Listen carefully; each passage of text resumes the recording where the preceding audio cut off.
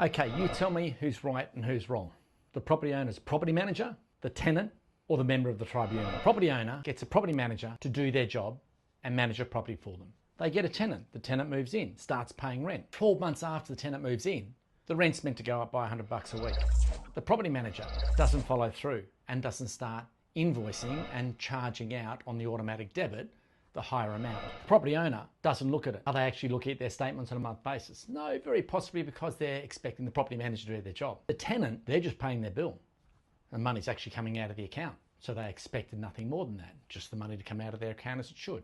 18 months after that, so after the 2-year lease had finished, 18 months after that, the property manager finally turns around and goes, oh, we've just done a rent review and you owe quite a few $1,000s in back rent.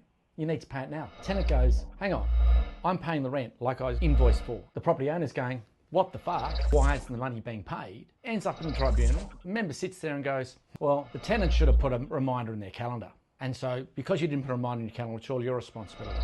But they didn't say the same thing with the property manager. Property manager, you should have actually had a reminder in your calendar to increase the rent after the 12 mons. Where's the owner sit in this? They just want their rent. Now, I'm not disagreeing. They're owed their rent. But who's right or wrong? The property manager or the tenant or a bit of both? And where does the tribunal play in this? Are they reading the letter of the law? Or does the property manager actually have some responsibility for not doing the job they were employed to do by the property owner?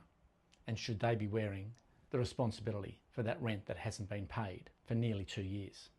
That back rent. Comment in the section what you think. I'd love to hear your thoughts.